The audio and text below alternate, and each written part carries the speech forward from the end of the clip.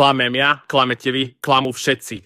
Takto to vidí poslankyňa Progresívneho Slovenska, ktorá vo včerajšej diskusii 30-krát zopakovala slovo klamete a 46-krát skočila do reči.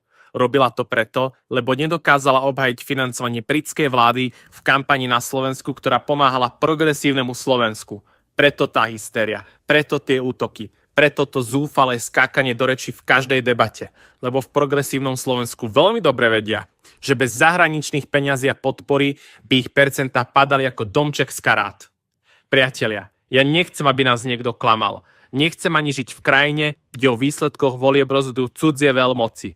Nechcem tu mať kontrolovanú demokraciu z zahraničia.